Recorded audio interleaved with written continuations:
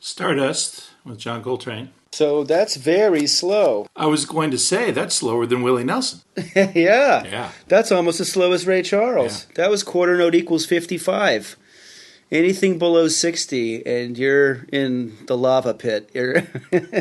yeah. And Train handles it so deftly. Once again, that's Red Garland and Paul Chambers.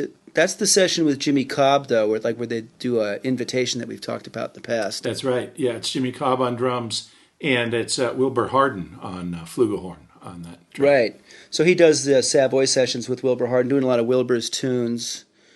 I got the session reel of that. It's pretty funny the way he's counting stuff off.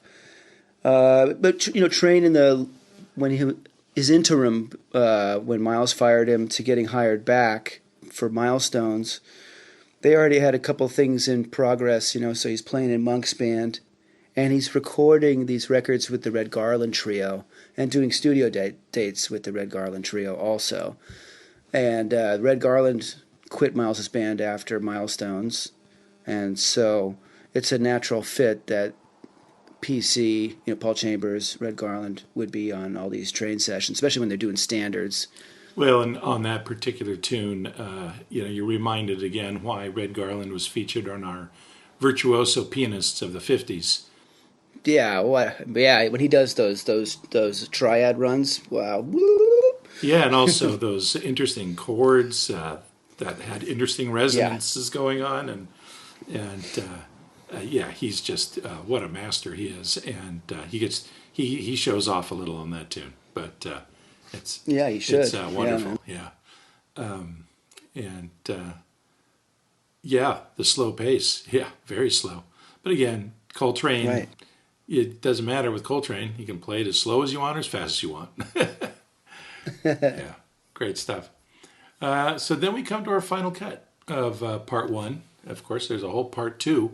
And a reminder again that every song we've heard so far has been from 1957 and 1958, all recorded on these albums. And this final cut is from the Cannonball Adderley Quintet in Chicago album.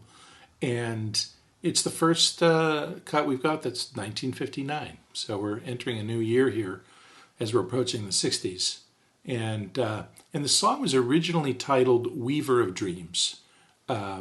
By Jack Elliott and Victor Young, and they were music writers who later went on to have big success in Hollywood, doing numerous film scores and composing songs and arranging songs, again a kind of similar trajectory for a lot of these theater writers as the movie industry was beginning to boom. Talkies were now happening, and a lot of them went west to Los Angeles.